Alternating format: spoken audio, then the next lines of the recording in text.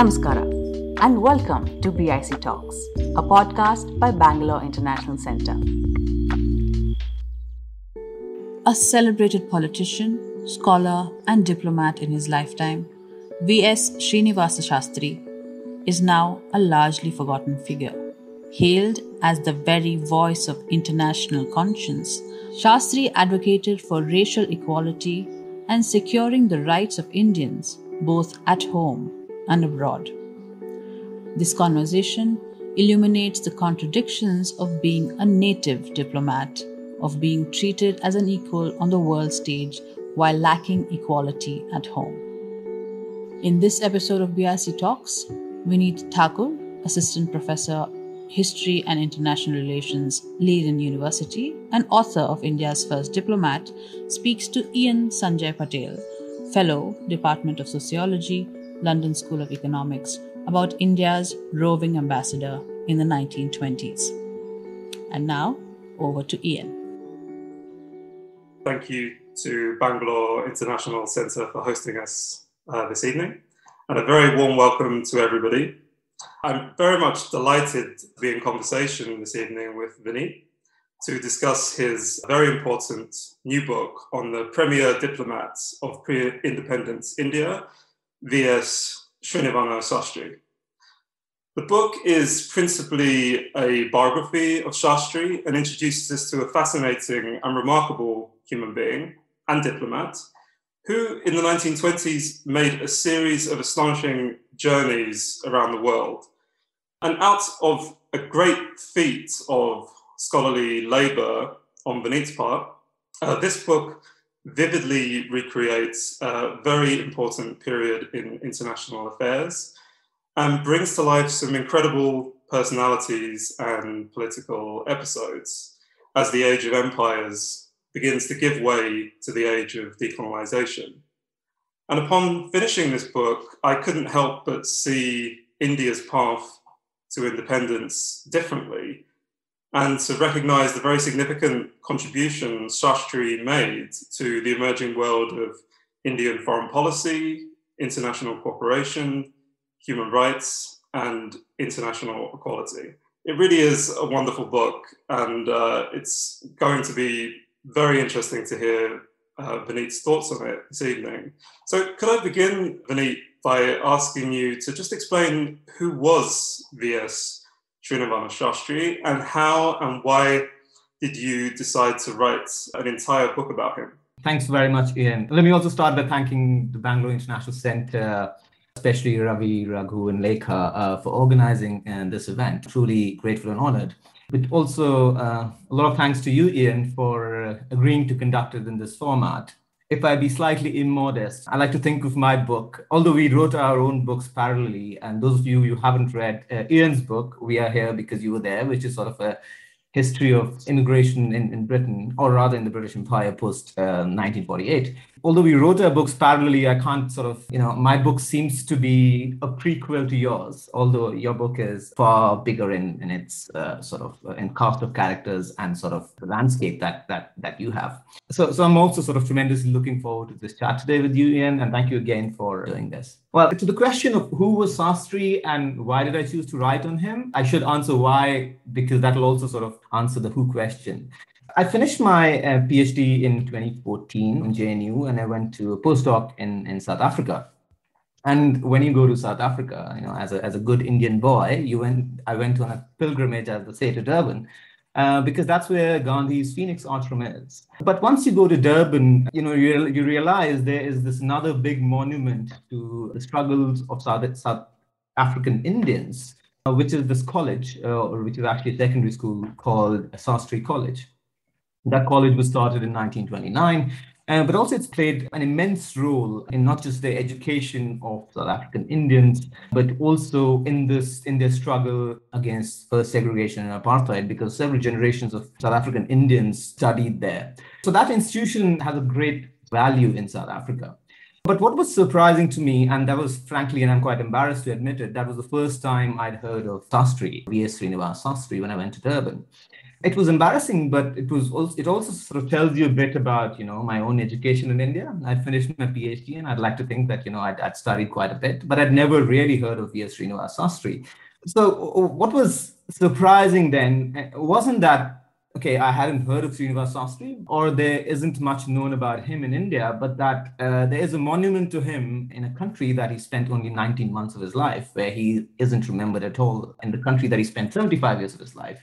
And that, in a way, sort of piqued my interest in him. And the more I read about him, at that point, I was also writing a short biography of Jan Smuts, who, as you know, Ian, Sastri was really the first big sort of challenger to Smuts's liberalism at the international stage. And Sastri came pretty much, quite often in my research on Smuts, which really then sort of pulled me towards Sastri and writing this book on Sastri. But like it was said in its introduction, it's a diplomatic biography. I am trained in international relations. I'm not a historian, and I couldn't really write a full-scale biography of 76 years of his life. So I chose to sort of pick a period, which was this 10-year period, where I thought he made immense contributions to Indian diplomacy, and I call him Indian diplomat, or India's first diplomat. And I use the term diplomats a bit loosely because he was sort of a roving diplomat in this period. But Sastri is, of course, much bigger than just that as a diplomat. He was one of the most prominent Indian liberal leaders post-Gokhale. And the tragedy of our history is that we don't remember liberals after Gokhale, while we know a lot about Gokhale and Naorojis and Sudhanath Banerjees and others, but we don't know much about, liberals who came after the moderates, in a way, walked out of Congress. There's this whole generation of liberals like V.S. Srinivasa Sastri, Tej Bahadur Sapru, and others who are very little known. And their contribution to India's constitutionalism, I like to think it's sort of immense. So Sastri, in a way, is that figure who in 1920s is by far one of the most well-known liberals in India. But also he's one of the most well-known Indians outside of India. I think apart from Gandhi and possibly Tagore, he's probably the most well-known Indian outside of India. So that's why I wanted to write a book on Sastri. Thank you, Vineet. It's clear already just from those brief comments just how important Sastri is. And I can certainly relate to the embarrassment of having not known as much as I ought to have done about him prior to reading your book. And, I very much hope that now that you have written this book, that there's a restoration of sorts, which I think is incredibly important. And how interesting also that the way that this book began was actually your own journey to South Africa and realizing, Sastri's influence there. And I hope we can sort of talk about that. South Africa is one of the many places that Sastri visited. And as you say, you produced a lot of other work on similar figures in the same period. And I also hope as we go forward, we can hear a little bit more about how you ventured into this new world of writing a biography. There's a particular gift we get from biography, and I would be curious to hear more about that. But before we go further, it'd be useful to hear from you, Vineet, just a little bit more about, what was this world that Sastri entered as a roving diplomat, as you call him? I noticed at one point in the book that you referred to Sastri as an embodiment of an emerging world order.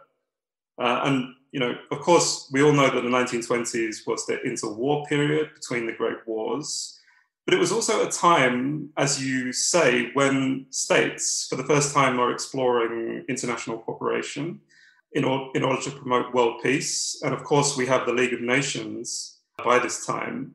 And this was also a critical period, as you animate for us, for the British Empire, where major reforms are putting India on a path towards self-government, meaning, crucially, that it would be an equal partner in the empire alongside the so-called white dominions. That was the phrase at the time: Canada, New Zealand, Australia, and South Africa. So obviously, I'm familiar with this literature, and it's very common to read that the 1920s was a time when there was a strong nationalist sentiment flowing from the white dominions that the British Empire had to reckon with in London. But in the book, you go further than this and actually introduce us to a transnational white nationalism. And you talk in terms of a global colour line. So would you mind telling us a bit more about what's really at stake in this period, the 1920s, both internationally and in terms of the British Empire, and how India and Sastri in particular fitted into it? I think the term that's often used to understand that period, and in fact, even our current period, although the term is, it's quite debated now, is the term called liberal internationalism or Wilsonian liberalism. Now, what it means, and I'm quite surprised actually a lot of people haven't caught on it, it's trying to understand a contradictory tendency at that period in world order. So on the one hand, you have, after the end of the World War, the First World War, crumbling of empires and, emergence of these sort of national units, smaller national units. You have calls for self-determination, which in my view are erroneously, attributed to Woodrow Wilson, but that's another matter. But the self-determination becomes sort of a very important principle of international politics. But at the same time, you have these worries that national sovereignty is leading you to, these wars that no one wants. World War I was seen as a result of the excessiveness of national sovereignty. So there's also this effort to contain sort of sovereignty through either some form of pooling of sovereignty or some sort of collective security arrangement. So League of Nations is one iteration of that sort of thinking, but you have several different ideas of federation, co-federations, world federations. Ideas of world state are quite dominant in the 1930s. So there's a whole lot of thinking around sort of pooling in sovereignty and not really, sort of creating smaller units. And there is a great tension in these ideas. And that great tension, to me, also sort of manifests in the idea of the British Commonwealth. This is sort of a work that you've done post-1948. But when I look at the idea of the British Commonwealth, and I'll explain in the book, it emerges out of this constant anxiety that Britain has always had about decline. And what happens after the Second Anglo-Boer War is that Britain is obviously concerned about its decline. It took us 3 years to defeat 45,000 peasants. So there's a lot of anxiety about decline, but there's also the emergence of these three sort of powers: Britain, sort of America, and Japan, and Germany. So what sort of British thinkers at that period are trying to think of is how do you sort of extend the life of empire?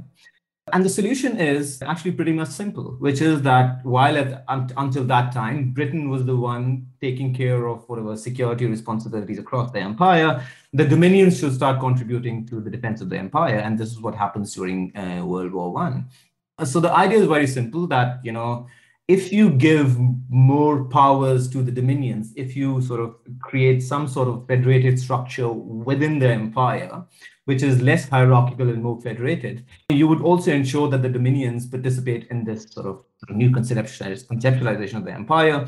And this is what is being called as the British Commonwealth, which is moving away from the conception of empire to sort of a more egalitarian. But of course, it's not egalitarian. And that's where India comes in. The second most important question that I think Britain faces is that while it's all right to bring in dominions and so on and so forth, but 75% of the empire is just one colony, India. You have to somehow find a way to incorporate India into that empire or into this conception of the British Commonwealth. And then there are different ideas or conceptions of the Commonwealth that we can talk about later. But it is here that, the fundamental tension arises, where on the one hand, you have these dominions becoming more powerful at the level of the empire. So there's to use a very classical international relations term, the balance of power shifts from Britain to the dominions, who, as we all know, are far more racist than Britain is. Britain, in previously, at least in its immigration policies, Britain had found ways to be racist without using race, with these gentlemen's agreements and education tests and so on and so forth, whereas these dominions were hell-bent on sort of controlling immigration within their countries, controlling sort of the white character of their dominions, and therefore they wanted more control over immigration policies. And as they became more dominant at the level of the empire, they legislated a slew of measures in the late 1900s and sort of 1910s and early 1920s, where you see a slew of sort of anti-immigration measures passed specifically against Asiatics, including Indians, which in a way is leading to the rights of Indians being sort of, curtailed. But it is also leading to what you mentioned earlier, and this comes from W.E. Du Bois, sort of this global color line where there's this sort of sense of transnational whiteness, where there's a sense of solidarity amongst these white dominions and actually America, because one of the ways in which they pushed Britain accept these measures is by dangling this prospect of Republican America being this alternative power. So there is this transnational whiteness, transnational white nationalism, and against it, then, of course, it means that Indians are being sort of excluded from ideas of, British Commonwealth and so on and so forth. And that's where Sastri comes in as somebody who articulates for the rights of Indians in this increasingly racist conception of the British Commonwealth. Thank you. That really helps us sort of clarify what's going on here. So we have the introduction of self-determination at this time, which is obviously a very important concept going forward, and whether rightly or wrongly it's associated with Woodrow Wilson. And then we have big changes in the British Empire and the growing sovereignty being sort of transferred to form self-governing colonies, white settler self-governing colonies like Australia and New Zealand. And then we also have India being set on a path towards self-government and acknowledged that India is moving towards responsible government. So all of a sudden, India has a sort of presence within the empire in that sense. So perhaps next then we can learn a little bit more about how Sastri fitted into this, because obviously he was representing both India and also representing the empire simultaneously. And I think it'd be really interesting to hear more about that. And as you said, the within the title of the book is this notion of liberal internationalism, but we're also talking about the British Empire. So I suppose that we should clarify here that we're living in an age of internationalisms, and one of these internationalisms is these various theories of the British Empire, and Sastri is sort of implicated in this in his position as a diplomat. And Sastri himself has a particular theory or vision of the British Empire. So could we hear a little bit more about Sastri's theory of the empire, which is of course referred to at this point as a Commonwealth, and how the ways in which he was competing against other versions of the Commonwealth, and really what sort of powers had he been given in the 1920s? What sort of powers was he enjoying as a diplomat, and how did that relate to his position within the imperial system? Thanks, Ian. Let me first take up the question of, what's his vision of this British Commonwealth. But I think it's important to sort of first lay out what are the visions he's arguing against, because there are these conceptions of the British Commonwealth. And in the book, there are basically these two broad conceptions of the British Commonwealth. One is associated with the Round Table Group, or Lionel Curtis in particular. And the second is associated with South African Prime Minister at that point, Jan Smuts. And there's a third version, which actually also I talk about in the book, which is Aga Khan's vision of what India's role in the Commonwealth would be. So let me quickly sketch out these and then place Sastri's vision. Actually, the term British Commonwealth was kind of reinvented in a way by Lionel Curtis in 1910. And he was part of this sort of epistemic group called the Round Table, which at some point was one of the most important epistemic groupings within Britain. They had enormous influence. The issue I was talking about earlier, the British Empire was faced with this existential angst. How do you exist? And the solution was that you delegate powers to the dominions. So in early 1910s, there was this conception of the organic union that, we all sort of British sister states coming together and forming this sort of racist union or racist federation where all white people will come together and so on and so forth. But the clever one amongst these was Lionel Curtis, and he began to argue, along with this other guy called Philip Kerr, who's again another important figure. But nevertheless, they began to argue that you cannot have a conception of the British Empire without including India in any way. In some way. And at that point, there were within India, as you said, Ian, a lot of demands for more reforms, especially India's participation in the war had been sort of ensured through promises of more reforms. In fact, even people like Gandhi, for instance, had appealed to Indians to recruit in the British armed forces because even he expected that there would be reforms after the war. So what Curtis begins to argue is if you include India in this conception of the British Commonwealth, if you make it, if you give them some sort of representation at the imperial table, what prevents you from giving similar representation to other countries, other colonies like Nigeria or Kenya and so on and so forth? And therefore, Curtis begins to argue that we need to deal with this question not in a sense of, immediacy, but more with a philosophical rigor. And therefore, he comes up with this whole idea of, and I don't want to bore our audience and go into this conception of the British Commonwealth being a sacramental state. But essentially, the idea is that within the British Commonwealth, why it is Commonwealth? Because it's not like a liberal state, a social contractualist state. You participate in the Commonwealth not out of, asserting your rights, but more because you feel a certain sense of duty towards others. And it is this duty towards others that sort of pushes you to become part of the British Commonwealth, and all sort of political units and therefore feel similarly. And the catch there was that, and that's how he included India, that one of the things with duties is, or duty of sort of caring about others, is that you can only cultivate it through giving responsibility, through sort of making people responsible. And once you make them responsible, give them some kind of responsibility, it's only that way that you can cultivate a sense of duty towards others. And that was the way in which he argued that Indians could be incorporated into the empire, because they are equal to everyone else, but because, they're civilized to a certain extent, and they have reached a level where, if we give them more responsibility, they will cultivate that sense of duty and become equal members of the empire at some point in future. So there's this it's a very sort of specious, sort of conceptualization of British Commonwealth, but that was Curtis's conception. Against this is Jan Smuts's conception, which is more of this organic union, organic white union. He thought of a British Empire as sort of a mini League of Nations, where members of the British Empire came together not because, some conception of duty, but because there was symbolic sovereign that everyone was ready to come under. And also some sort of innate British values like rule of law and so on and so forth, that everyone in that Commonwealth agreed, and therefore they are British Commonwealth. Now, Aga Khan takes on Lionel Curtis's conception and begins to argue that one of the ways in which, countries in the past, especially the dominions in the past, have asserted their civilization, have asserted their duties, is through colonization. It's when they have colonized other people that they have shown to the rest of the empire that they are ready enough for self-determination or institutions of self-governance.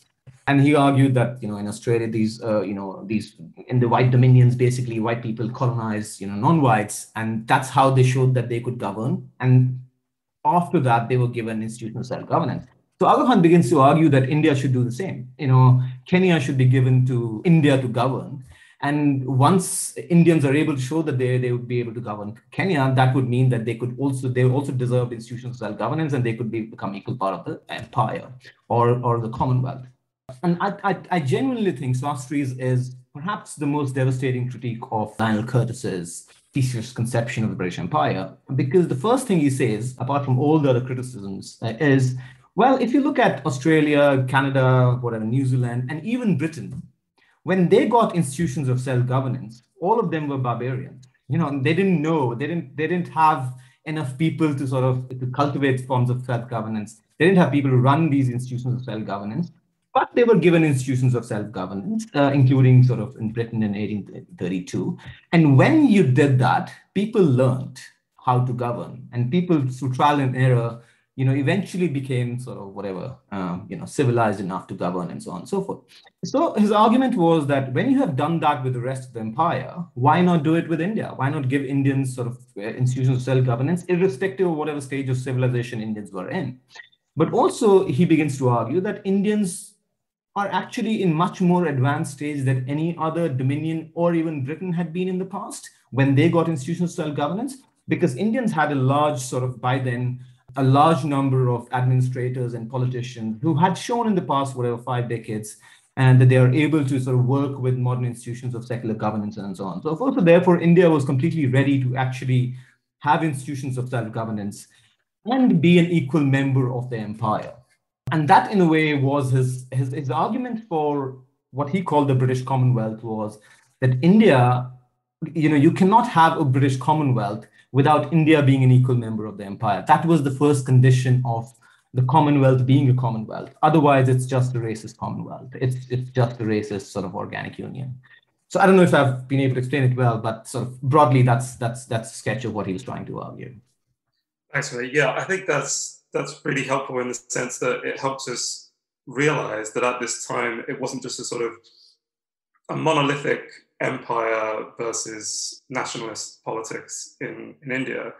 There's actually diversity within the British Empire. It's not simply a monolithic system of rule, but it's diversity of ideas and there's lots of intellectual and political trends within it, which are competing with one another. Some are more egalitarian than others. And Shastri's is obviously, as you just said, it's the most decisively egalitarian vision of the empire. And really, we see a crisis of liberal imperialism trying to adapt to changes in the international order.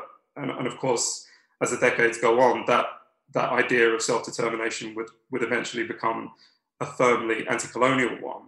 So it's very interesting to see this competing international scene here and the way that Sastri is now in the middle of it. And of course, in the book, you describe a series of journeys that he made, international delegations that he represented the empire and India on, and he travels to white dominions. He travels to Australia, New Zealand, South Africa, Canada, London. And this, in many ways, is the most sort of incredible sections of the book, just sort of when we read about these physical journeys that Sastri took and how interesting they were.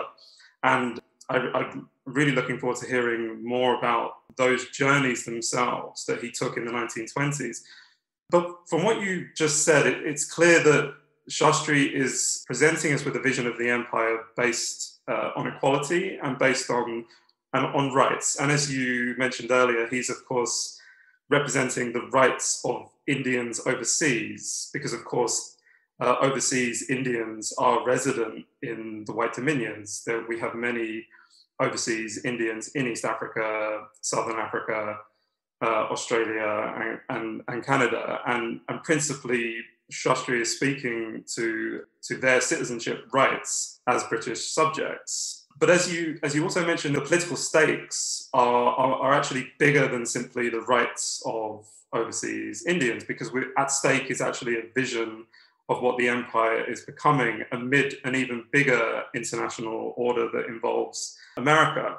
So, could you say a little bit more about how Sastri negotiates his position within the British imperial world, to which he both belongs and is also has a difficult position within? He's making pleas for citizenship rights of overseas Indians, but this is very much dependent on his own representation of an Indian claim to sovereignty. And of course, India is still a crown colony at this time. So Sastri can't really invoke a universalist theory of rights. He has to advocate for the rights of overseas Indians and the equality of the British Empire from within the challenging position of India's very nascent claim to sovereignty. And there's some really interesting descriptions of the contradiction, the very embattled and contradictory position of Sastri within the book. At times it feels like he's put in an impossible situation. So he's both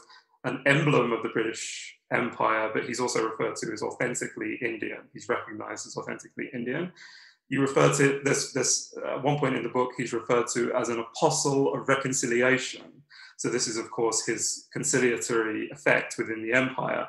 But at the same time, he's clearly a political agitator and refers to himself as such. He's also at the very heart of the imperial establishment. He's even sworn in to the Privy Council, to Britain's Privy Council. And yet he's very much India's plenipotentiary. He's very much attached to the Indian claims to sovereignty. So you have this phrase in the book that he's a native diplomat. So could you help us clarify this briefly, this position that Sastri held?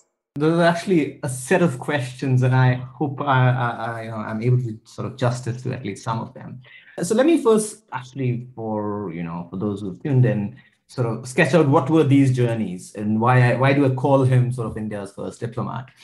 The claim, as I say in the conclusion, wasn't made necessarily in a very technological sense, or not technical sense, that he was the first one to sign something and therefore he's the first diplomat. But I think it's one, I'm taking sort of a broader definition of what a diplomat ought to be. But I think he, in a way, was somebody who once sustained with, performed a sustained function of a diplomat for the longest, for about 10 years, from 1919 to 1929.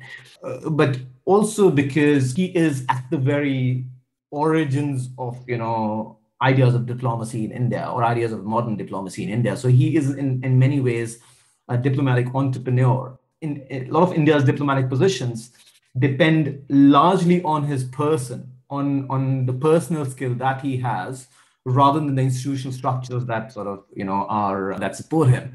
So for instance, I argue in the book, India's first bilateral agreement, in fact, the first ever bilateral agreement within the British Empire, which did not involve Britain, was between India and South Africa, the Cape Town Agreement in 1927. And Sastri played a sterling role in that. And I'll talk about, since you've asked, his conceptions of the idea of rights, because he sort of enunciates a certain idea of rights in that declaration, which is truly spectacular. But even in a technical sense, I argue that he could be characterized as India's sort of first diplomat, because he was the first person to have actually plenipotentiary powers.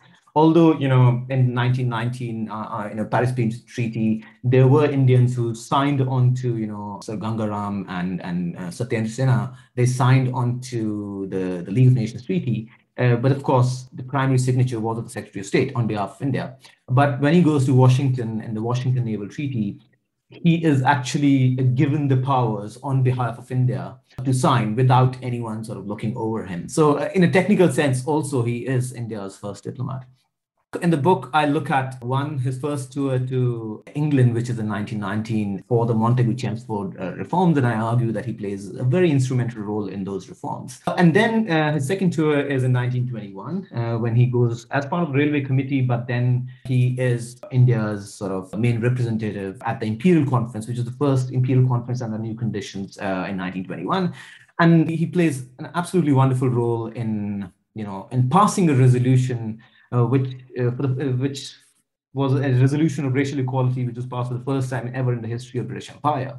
And Sastri is the architect of that. But I think the diplomatic maneuvers behind that, how the resolution got passed, where all white dominions supported India against a fellow white dominion, South Africa. That's quite spectacular how that was achieved.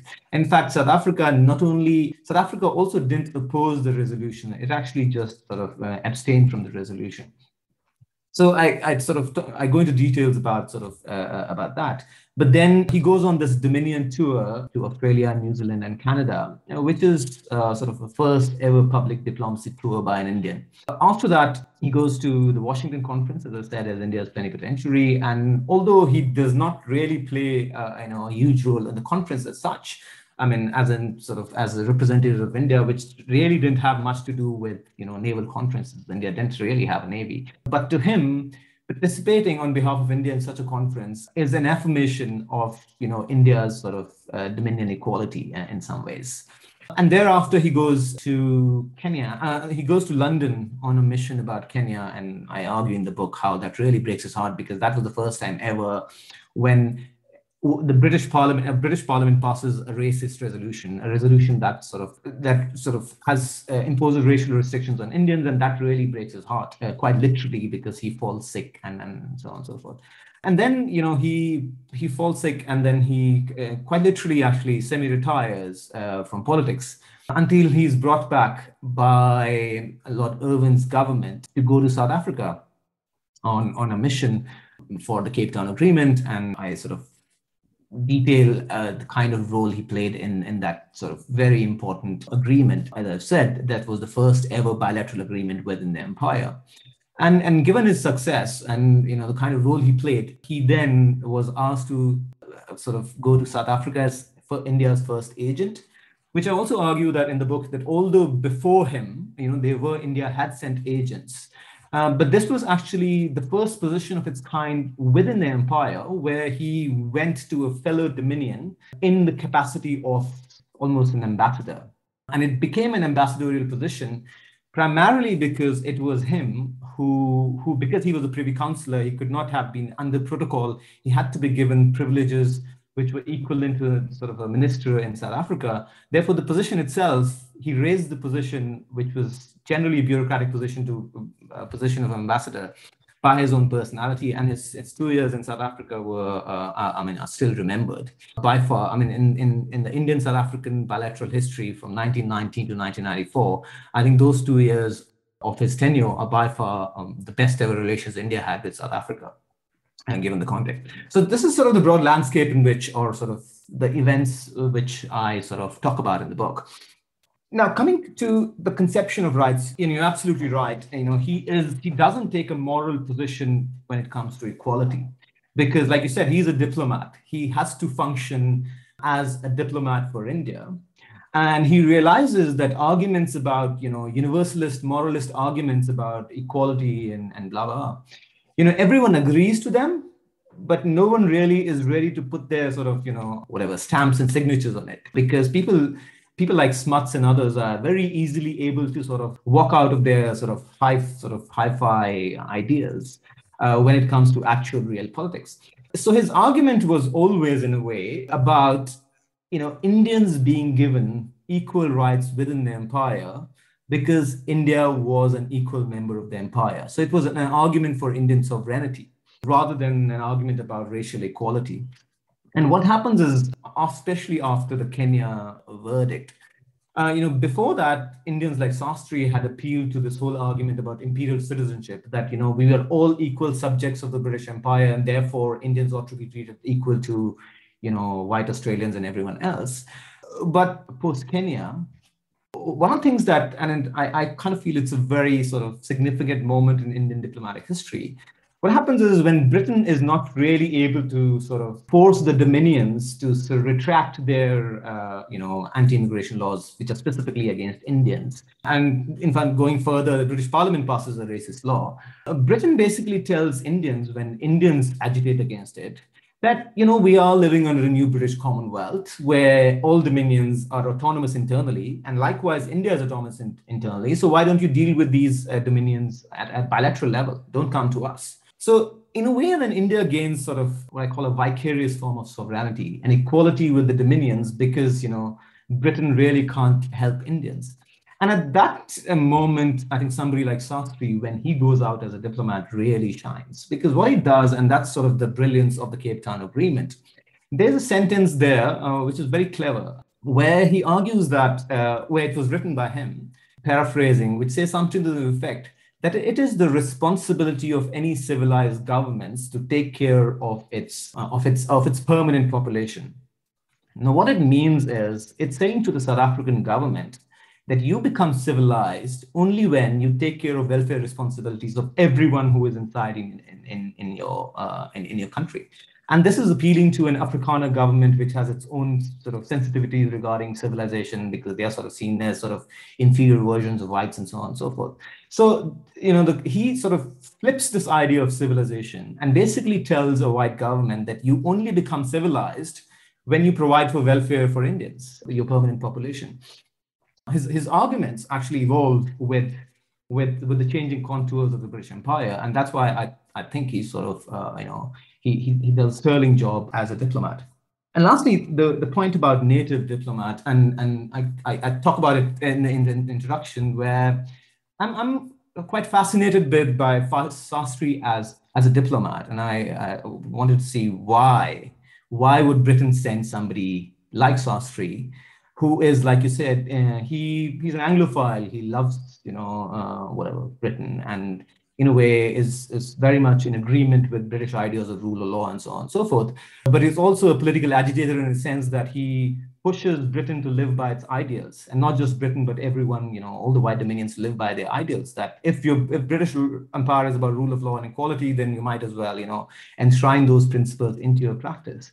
And I kind of think that it's because of, the purpose of colonialism, we often think is sort of to produce these mimic men, right? To use V.S. Naipaul's term, that, to produce these sloppily assembled derivatives of the colonizer, these sort of brown sarps. I think it's actually slightly more sort of the raison d'etre, I don't know if I pronounce it right, of colonialism is not really producing sort of mimic men, but it's sort of producing these people who are manifestly original, but also sufficiently compliant, who are very secular, who live by British ideals and so on and so forth, but also have their own minds to think. And that's where I think colonialism really gets its high, when you produce individuals like that. And Sastri is a perfect example of somebody who's very pro-British. I mean, these values of rule of law, and he's sort of like I said, he loves the empire. But he's also a thinking man. He's somebody who brings that sense of Oriental sagacity to Western forbearance. He marries the two, which then creates problems for him, because he has to walk this thin line between this assertive exceptionalism, that he is exceptional to Indians.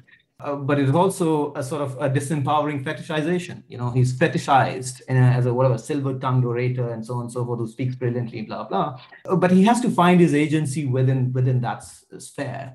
And that's what I think he does that brilliantly. He walks the tightrope, where he is able to sort of project himself as sufficiently compliant. And he's able to walk these, to these conferences and speak to these, white leaders with a level where, he's seen sort of pro-Britain, but also at the same time hold them accountable to not become completely disempowered. That's where this whole thing about a native diplomat comes. But that comes with, and if I could just add, there are also dangers of this, because his own exceptionalism, when he's presented as this exceptional figure, but exceptional to whom? Exceptional to his own people, which leads to whole sets of issues about that. While he's sort of, given entry into these white spaces, his exceptionalism is used as a reason actually to not give entry to everyone else. It's argued that, Sastri, we are fine with Sastri because he's this wonderful, exceptional Indian. But precisely because he's exceptional, it allows for, the common Indian sort of coolie, whatever, that there is a term used for Indians, they ought to be kept sort of disenfranchised because they are not exceptional. So there are dangers with this sort of exceptionalism of the native diplomat that Sastri becomes.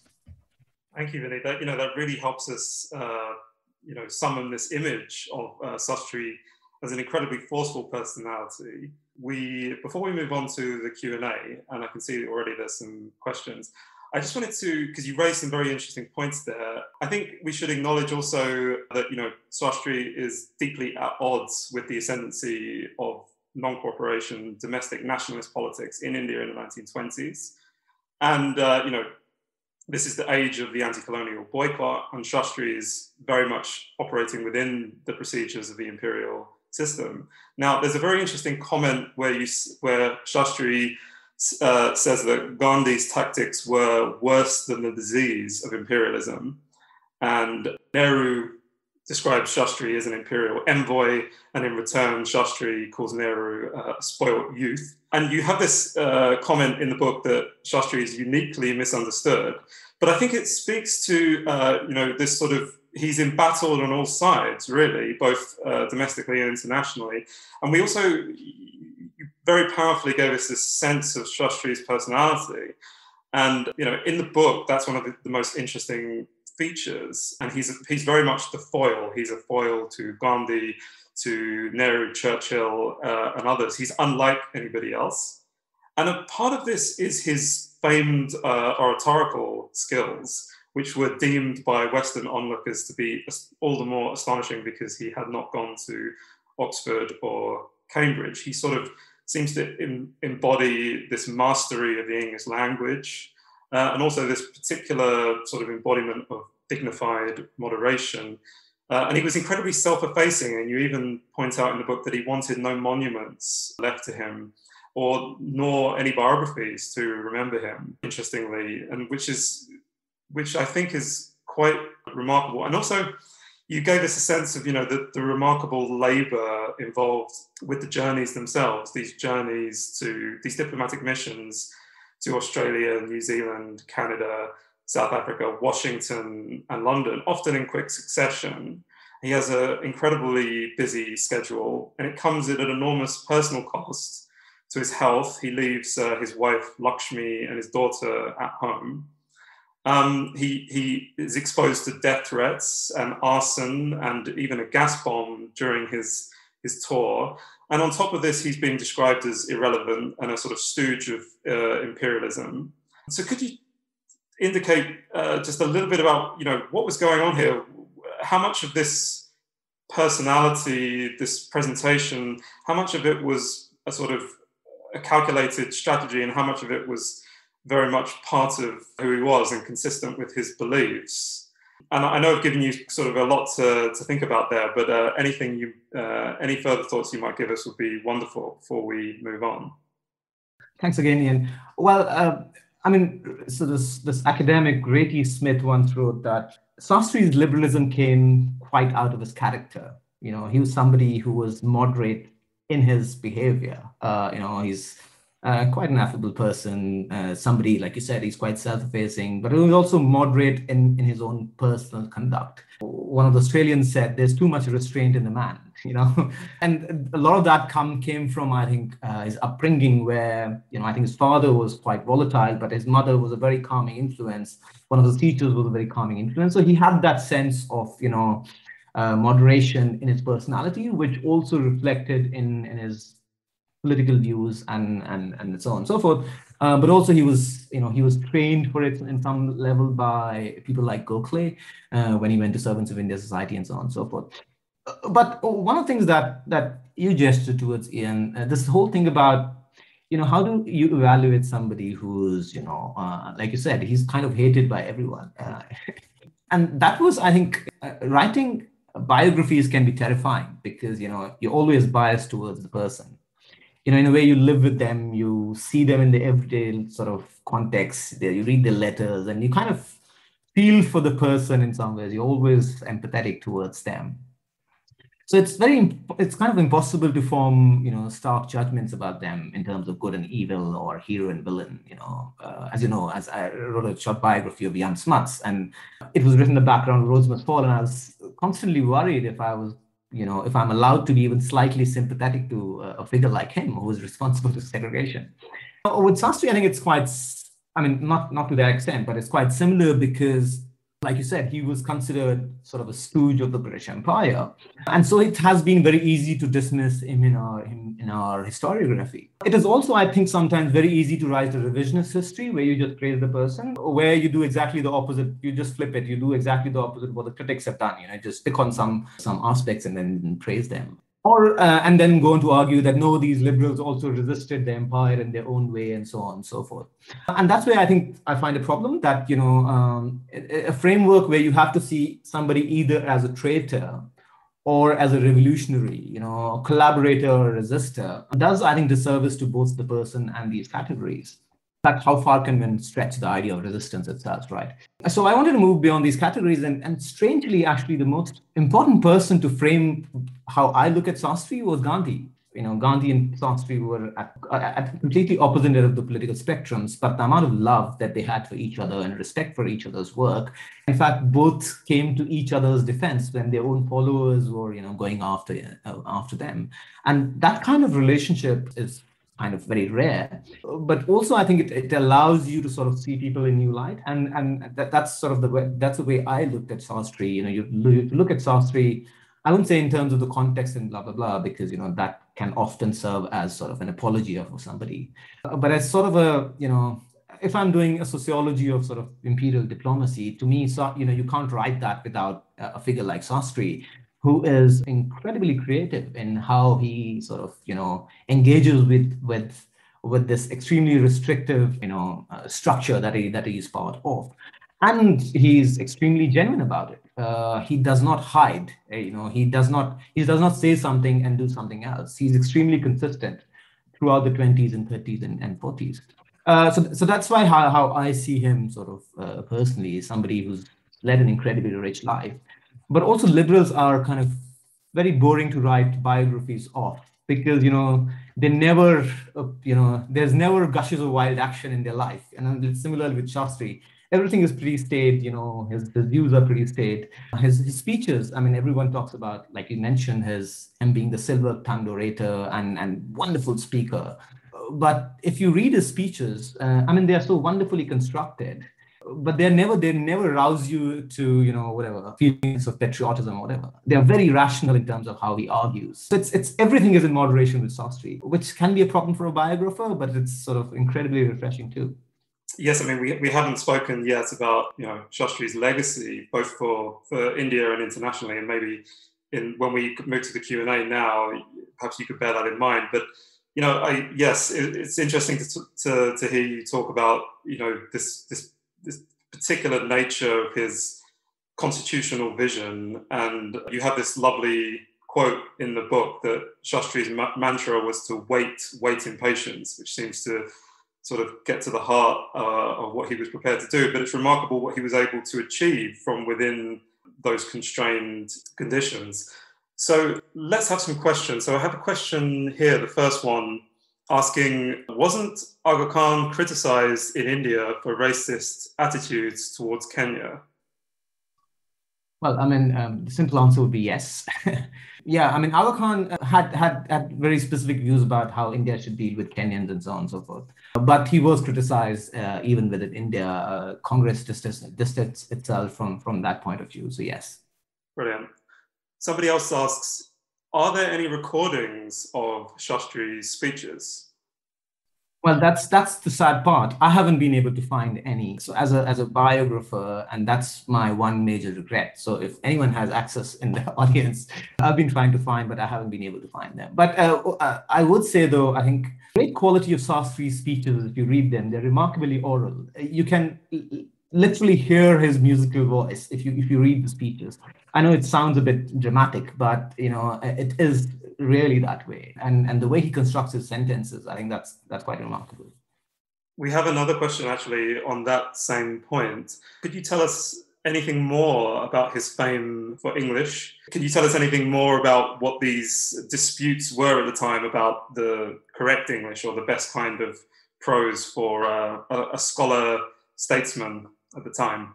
The only thing he's remembered for is being the silver-tongued orator. And I have tried to sort of de-emphasize that aspect in the book because I kind of feel that Sastri is much more than his English, his ability to sort of speak a certain language. But of course, he was a remarkable speaker.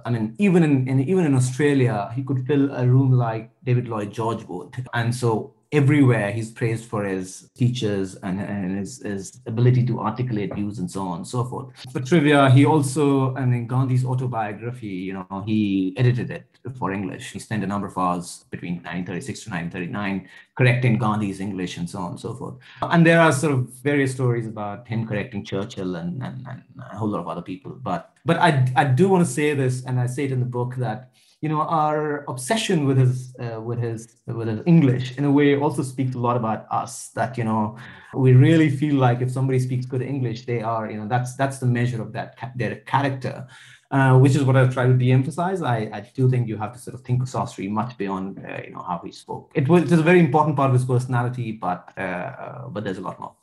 We have another question here asking you to tell us a little bit more about these journeys by ship that Sastri was taking. He's abroad for long stretches of time as a guest of the Indian government. And how did Sastri is a Tamil Brahmin, and how did this upbringing of Sastri's affect the way he conducted himself abroad and how it affected his experience and how he handled these trips. One of the things that I talk about in the book is about sort of caste and diplomacy and caste and foreign policy and the kind of role that it plays in diplomacy. And with Sastri, it's particularly sort of important, not necessarily in terms of, what he ate and how he preserved his Brahmanism and so on and so forth. I think at a personal level, he was fairly secular. He was fairly, somebody who didn't worry that much about sort of transgressing, sort of Brahmin values and so on and so forth. Although he stuck to a non-vegetarian diet, but in his personal conduct with others, probably caste didn't play that much of a role in the external sphere. Although, in his, Kondana Rao says in his biography of Sastri that, and there was only one instance where, somebody from, depressed classes were allowed in their house, which is actually when Gandhi brought somebody. And I can't attest to, what happened in Sastri's personal conduct. But what I'm interested in the book is looking at sort of the kind of role that caste plays in his conduct of diplomacy. And there, I argue in the book that he's quite aware of how him being a Tamil Brahmin allows him access into a lot of spaces where, the Indian overseas is actually generally identified as the coolie, sort of the Shudra. And him being a Tamil Brahmin is always sort of, shown as an exception. And his entry into white spaces and white governments and meeting white leaders and so on and so forth is quite reflective actually of his sort of caste status. And as a result, I also argue in the book that even in his diplomacy, he performs what I call a performative Brahmanism, where there is a lot of emphasis on entry, on the Sanskritization, where, in his diplomacy in South Africa, for instance, he plays a lot of emphasis on Indians like him being allowed entry into these white spaces, speaking white universities, speaking white publics and so on and so forth. A lot of people seem that to be the measure of progress. But of course, he's actually the only one who's ever allowed into those sort of spaces. There's a whole lot of focus also on hygiene and cleanliness in terms of, so his whole sort of pitch in South Africa with regard to sort of the coolies is that they needed to uplift, to Western civilization. So there's a lot of focus on sanitization and so on and so forth, which, has has connotations of Brahmanism about them.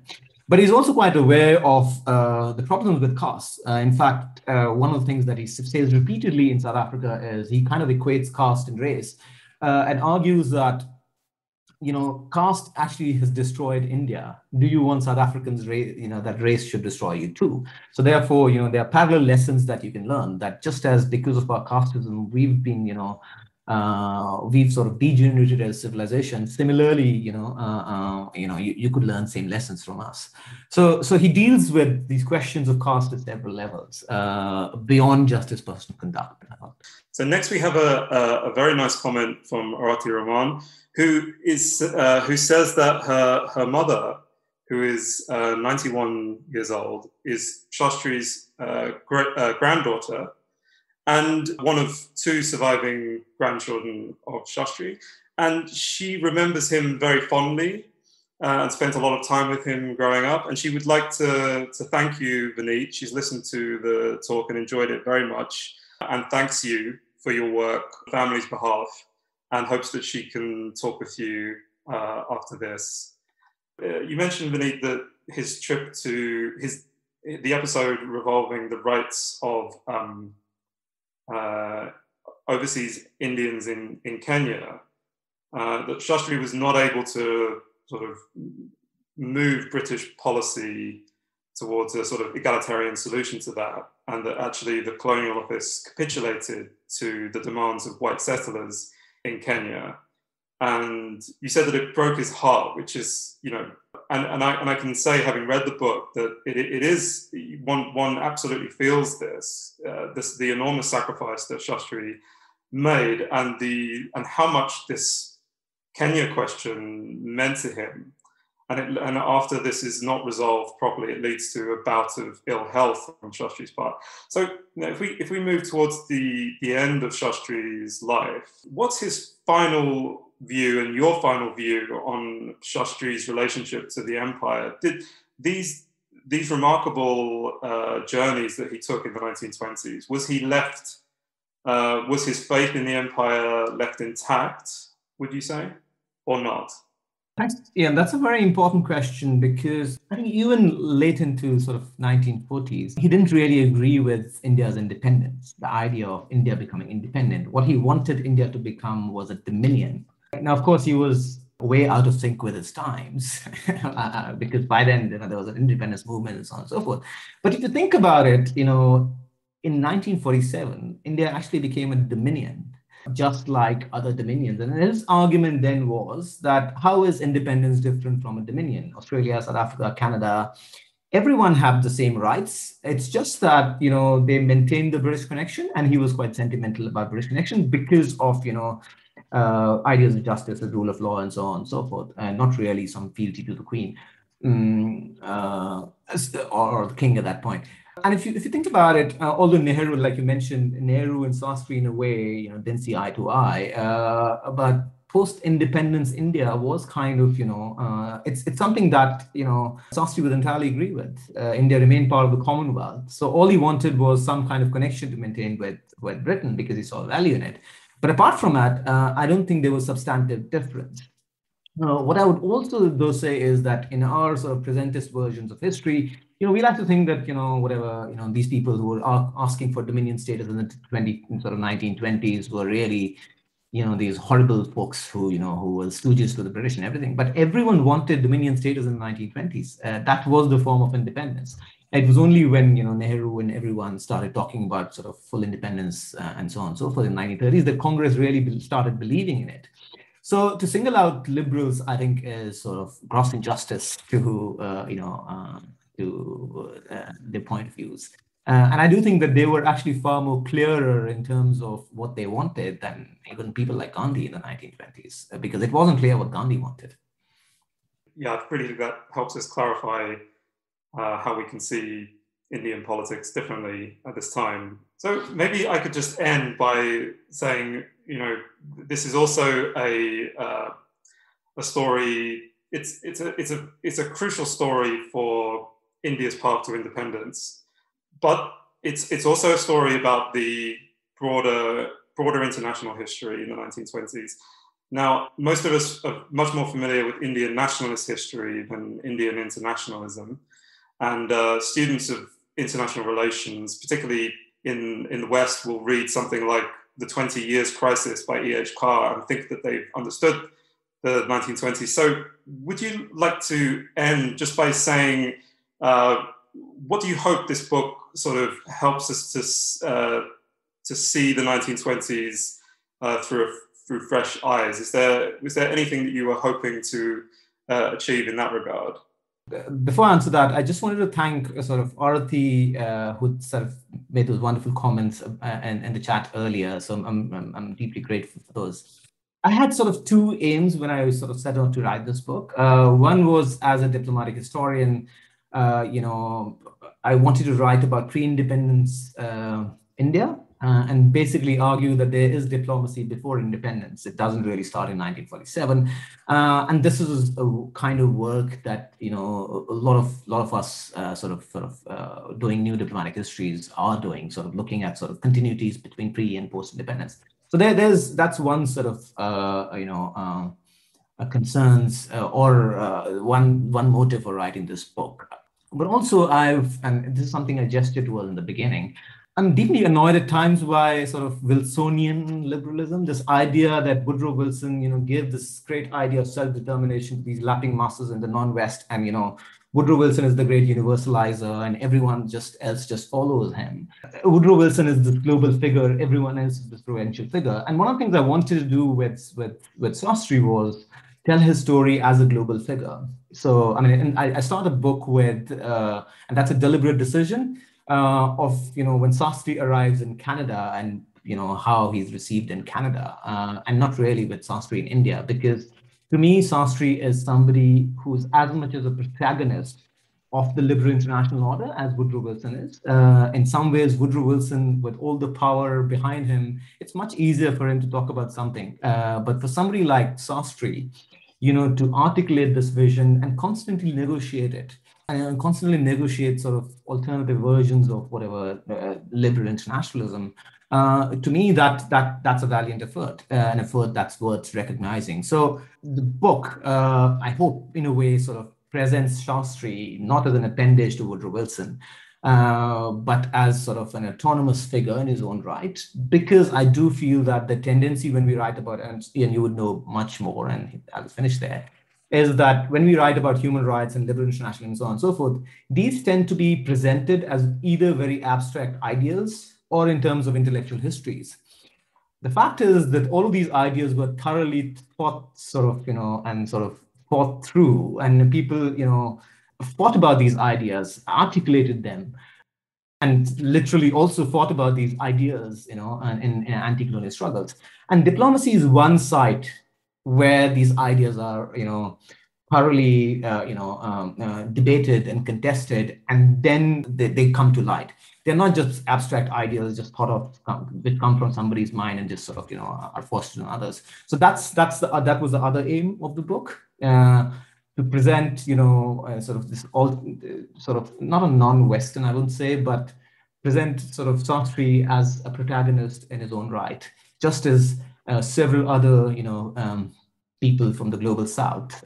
Well, thank you so much, Vineet. It's been a pleasure to discuss this with you. It really is, everybody, a remarkable book. It's an incredible piece of scholarship. We should be very grateful to Vineet for the very careful piece of scholarship that he's produced. It's also a terrifically exciting book to read, and I hope that all of you can go out and read it now. And thank you for all of us for joining us tonight, and thank you again to Bangalore International Centre. Thank you for hanging in there and listening to the full conversation. If you liked what you heard, do share it with friends and family. You can also leave us a review or rating on iTunes and Apple Podcasts. The crew behind this podcast is Gaurav Krishna on sound supervision and production, with support from S. Sarvanaraj and Raghu Tenkaila. Episode artwork and design is by Chandni Venkataraman. Don't forget to subscribe to our channel on your favorite podcast platform. It can also be accessed on our website, bangaloreinternationalcentre.org. This is Lekha Naidu, signing off on behalf of everyone at BIC.